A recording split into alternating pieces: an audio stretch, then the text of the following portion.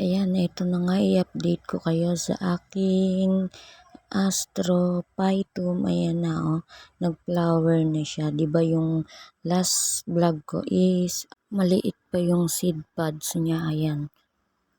Ito naman nag-bloom din siya. Yan na tapos na ang kanyang pag-bloom. Mayroong bagong pasulpot ulit.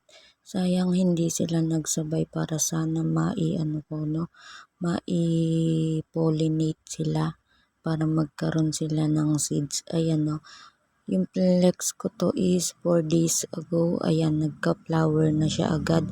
Ang bilis-bilis niya. Ayan, mukhang magpa-flower pa ulit yon. Hindi sila nagsabay-sabay. Sana sa susunod magsabay-sabay sila, 'di ba? Para mai-pollinate. Tapos ito yung aking isa pa.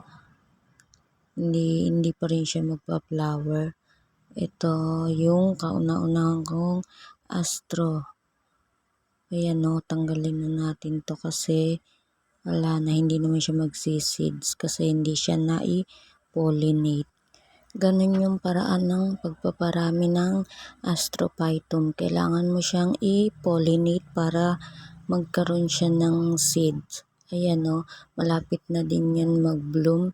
Ito is magpa-flower na din. Sana magsabay sila, diba? Imagine pag sabay-sabay itong tatlo. Ang ganda niyang tingnan. Ito is wala pa din. Wala pa din ako nakikitang niya seed pods. Medyo matagal pa siguro itong magkaka-flower. Naon na lang yung isa. Ayan magkakaroon ulit sila. Dito sila nagkakaroon ng flower minsan sa white na yan. Ayan, magpa-flower ito.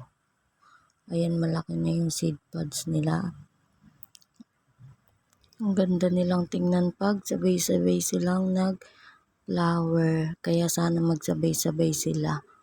Diba ang ganda ng flower niya? Ang ganda-ganda nila. Buti naabutan kong mag-bloom at lumabas ako. Ayan. Nakita ko is open na yung kanyang flower. Diba ang ganda nila? Ito wala pa din ito. Ito yung tiningnan natin na kung may roots sila.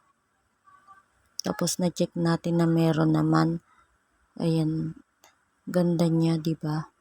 Ito naman yung aking itinanim sa mug.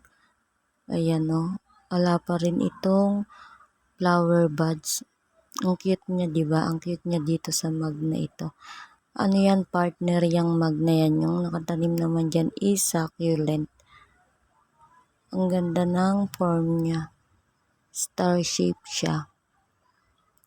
Ayan na ang aking update sa aking Astrophytum na nag-bloom. Ganda nila, diba? Thanks for watching. God bless us all. Bye-bye.